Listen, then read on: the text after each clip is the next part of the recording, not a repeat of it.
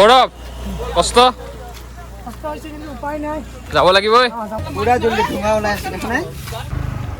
চাওক কিমান ওখ তো এইবোৰত ঠেলি ৰিক্সা উঠোৱা সহজ কথা নহয়। তো hello' friends, welcome back to my channel B nature ভিউৱেল এজা কৰা ফ্ৰেছ ভিডিঅ'লৈকে আপোনালোক সকলোকে স্বাগতম জনাইছোঁ। আজিৰ ভিডিঅ'টো একদম ব্যতিক্ৰম, কাৰণ আজি আমি গৈ আছোঁ ই ৰিক্সাৰে আৰু আমি গৈ আছোঁ বাইকত। এয়া মোৰ ফ্ৰণ্টত আমাৰ গাড়ী চলাই আছে নিতুলে, এটা নতুন বাইক, আৰু আমাৰ বেক চাইডে আছে ই ৰিক্সা। মানে আজি হৈ আছে আৰু এটা ব্যতিক্ৰমী প্ৰতিবাদ। আজিৰ প্ৰতিবাদটোত আমি ই ৰিক্সা লৈ পেলাই গাঁৱে গাঁৱে সজাগতা আৰু তো সেনেকুৱা এটা প্ৰতিবাদ হ'ব গৈ আছে আজি। তো চাই থাকক, আজি আমি গৈ আছোঁ পাণবাৰীলৈকে, এখন গাঁৱত বহুত ওখ গাঁও হয়, মানে বহুত পাহাৰে পাহাৰে যাব লাগিব আমি। তো ই ৰিক্সাবোৰ উঠেনে নাই চাওক, অলপ বেলেগ হ'ব ভিডিঅ'টো, চাই থাকক। আৰম্ভ কৰোঁ আজিৰ ব্লগটো। আৰু বেক চাইডে আমাৰ নতুন বাইক একদম চিক চিকা আছে, য়ামাহা। এখন কোনটো মডেল? MT-15 BS6। বাপা ভয়ংকৰ বাইক। তো আজি ভিডিঅ'টো চাবলগীয়া হ'ব, কাৰণ এখন বিৰাট ওখ পাহাৰীয়া গাঁৱলৈকে গৈ আছোঁ আমি। পাণবাৰী বুলি কয়, আমাৰ ইয়াৰ পৰা ক্ৰছ কৰোঁতে পাহাৰ থাকে। তো চাওঁ কেনেকুৱা হয়, তাতে ই ৰিক্সাবোৰ কেনেকৈ উঠে।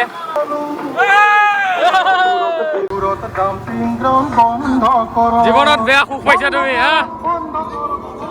ডিজে ডিজে তো এইখিনিতে যোনে যোনে নতুনকৈ চাই আছে তেওঁলোকৰ জ্ঞাতাৰ্থে জনাওঁ যে এই যিটো ৰেলী হৈ আছে সেইটো হৈ আছে চন্দ্ৰপুৰত ডাম্পিং গ্ৰাউণ্ড হোৱাৰ কাৰণে। আৰু মানে গুৱাহাটীৰ যিবোৰ জাবৰ জোঁথৰ চন্দ্ৰপুৰত পেলোৱাৰ পৰিকল্পনা নহয়, সুচাৰুৰ দিছে মানে চৰকাৰে, পেলাই আছে ইয়াতে। তো সেই ক্ষেত্ৰটোত মানে এই ৰেলীটো হৈ আছে, অপ'জ, মানে আমাক নালাগে ডাম্পিং গ্ৰাউণ্ড সেনেকুৱা।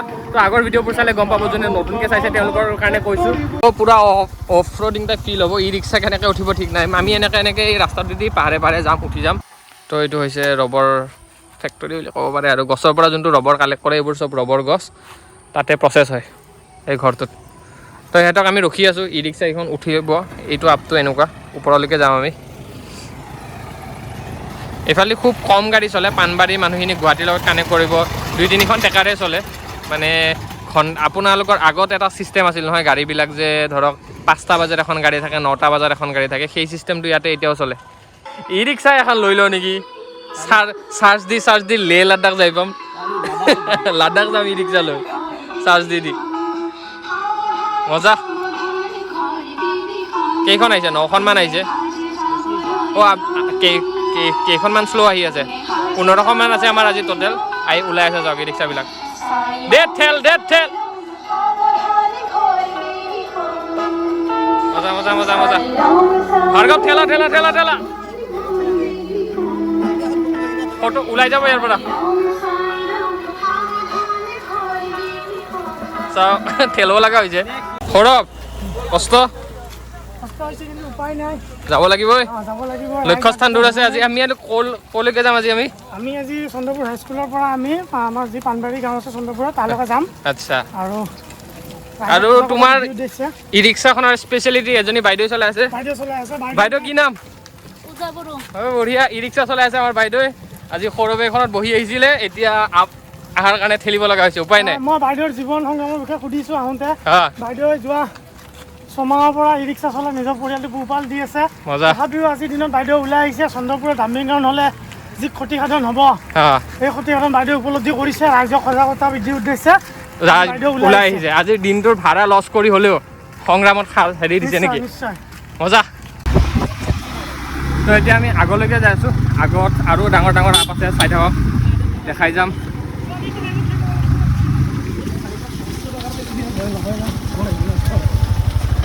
মই কৈছিলোঁ নহয় আজিৰ ভিডিঅ'টো অলপ বেলেগ হ'ব। আজিৰ ভিডিঅ'টো নেক্সট লেভেল হ'ব। ৰাস্তাবিলাক অলপ বেয়া ইয়াৰে, মানে খুব পাহাৰীয়া জেগা। আৰু মানে আমাৰ চন্দ্ৰপুৰৰ পৰা পাণবাৰী সংলগ্ন যোনটো ৰাস্তা, সেইটো পাহাৰ দুখনমানৰ মাজেদি যায়, তো অলপ দিগদাৰ হয়। চাওক কিমান মস্ত মস্ত আপ, তথাপিও কিন্তু হাৰ মানা নাই। বেটাৰী ৰিক্সা এই হাথিয়াৰ কিয় হগা আছে?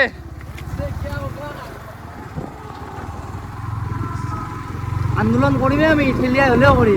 ঠেলিয়াই হ'লেও আন্দোলনটো চলিবই। আজি এমাহ 6 দিন।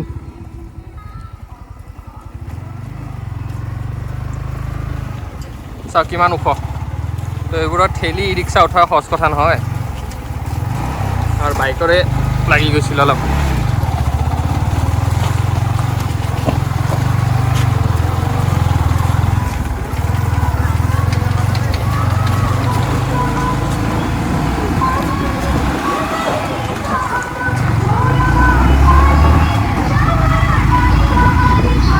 তো আমাৰ গানৰ যোনটো গান বাজি আছিল অলপ আগতে সেই গানটোৰ ছিংগাৰ এখেত আমাৰ ভূপেন হালৈ মামা বলক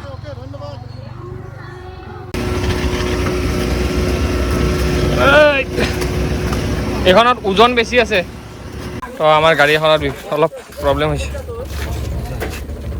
মাথা ঘূৰাইছে মোৰ কি হ'ল ঐ ঐ পেঞ্চন কি হ'ল চাবিচোন পিক আপ লোৱা নাই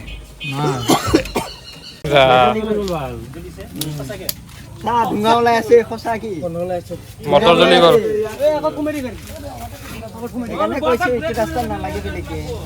মটৰ জ্বলি গৈছে পুৰা জ্বলি ধুঙা ওলাই আছে দেখা নাই নতুন গাড়ীত আমাৰ কানেকশ্যন হৈছে এইবাৰ মাইক চাইকবিলাক এখন গাড়ীটো বেয়া হৈ গ'ল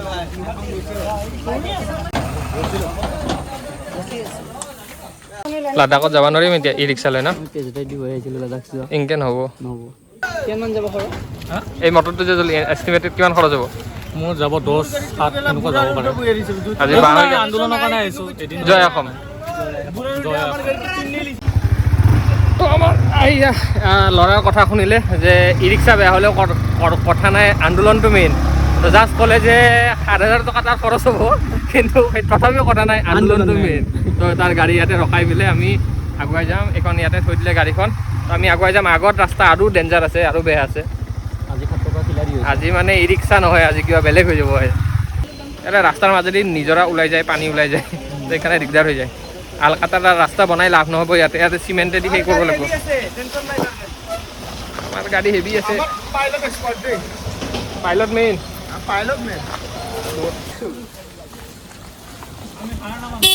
আমি হাৰ नहीं मानने का খেলা হবে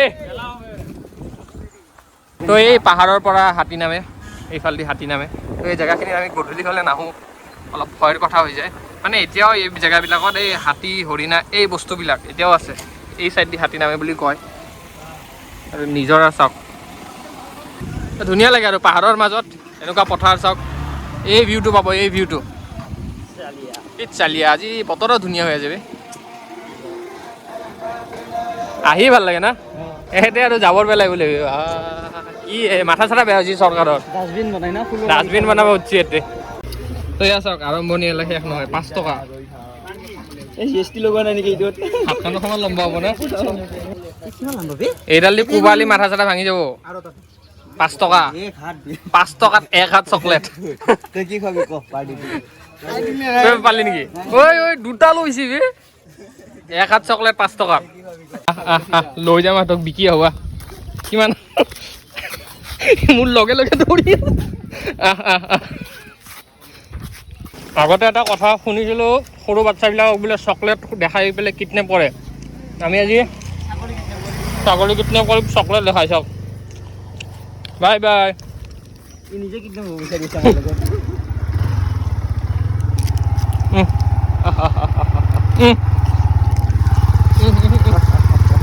আহিব তো আমি এণ্ট্ৰি কৰিছোঁ পাণবাৰী গাঁৱত ফাইনেলি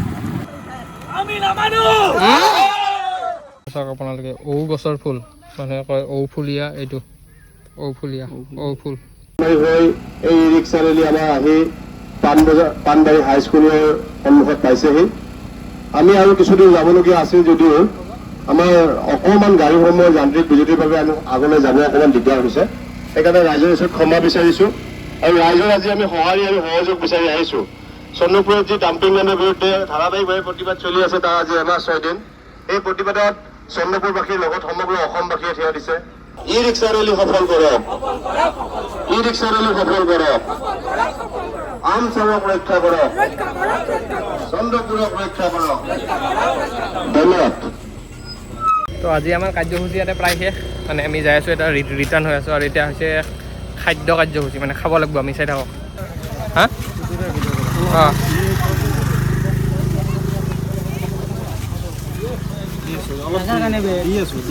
পানী হাত ধুই আছো দিয়ক দাদা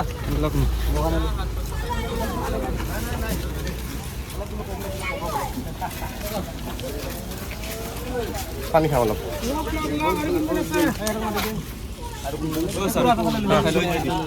দিয়া হ'ব দিয়া